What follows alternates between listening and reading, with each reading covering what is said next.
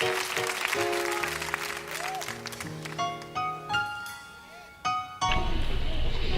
us stand tonight with a greater readiness. And let us stand with a greater determination. And let us move in these powerful days, these days of challenge to make America what it ought to be. And we have opportunity to make America a better nation. And I want to thank God once more for allowing me to be here with you. You know, several years ago I was in New York City autographing the first book I had written. And while sitting there autographing the book, this man and black woman came up. The only question I heard from her was, "Are you Martin Luther King?" And I had my head down right and I said yes. The next minute I felt something beating on my chest. Before I knew it, I had been stabbed by this demented woman. I was rushed to Harlem Hospital. It was a dark Saturday afternoon. And that blade had gone through, and the x-ray revealed that the tip of the blade was on the edge of my main artery. And once that's punctured, you're drowned in your own blood. That's the end of it. Well, it came out the next morning in New York Times. If I had nearly sneezed, I would have died. I'm so happy that I didn't sneeze. Well, about 4 days later, they allowed me to move around after the operation, after my chest had been opened and the blade had been taken out. We move around in a wheelchair in the hospital. They allowed me to read some of the mail that came in. And from all over the states in the world, countless letters came in.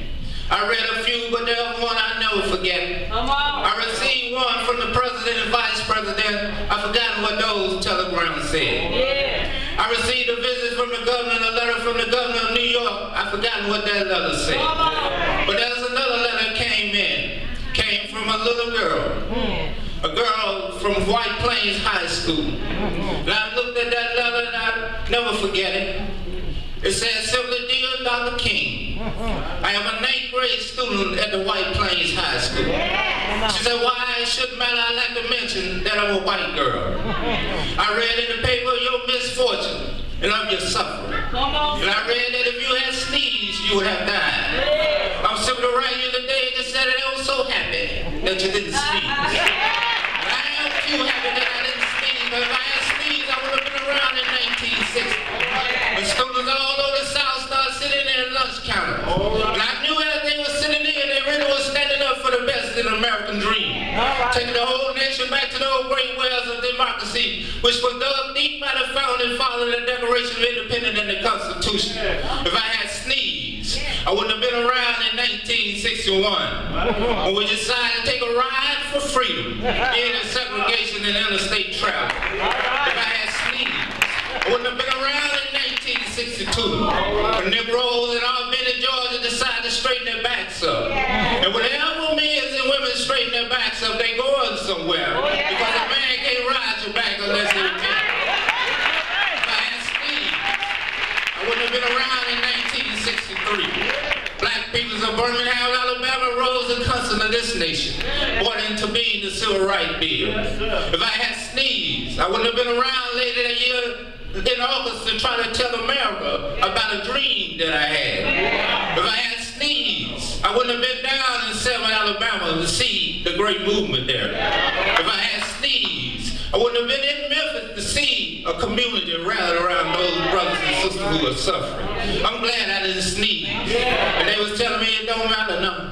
No, it don't matter what happened now. I left Atlanta this morning. As we got started on the plane, there were 6 of us. The pilot came over, the purple dressing system said, "We're sorry for the delay, but we have Dr. Martin Luther King on the plane. And to be sure that all the bags were checked and be sure that nothing would go wrong, we had the plane protected and guarded all night." And then I got into Memphis. Some began to say the threats, talk about the threats that was out, or what would happen to me from some of our sick white brothers. But I don't know what would happen now. We got some difficult days ahead. But it don't matter to me now, because I've been to the mountaintop. And I don't mind like anybody. I would like to live a long life. Longevity has its place. But I'm not concerned about that now. I just want to do God's will. And He has allowed me to go up to the mountain. And I looked over. And I seen the promised land. I may not get there with you. But I want you to know of people will get to the promised land. So I'm happy tonight. I'm not worried about anything. I'm not feeling any man. I've eyes have seen the glory of the coming of the Lord. Free at last, free at last. Thank God.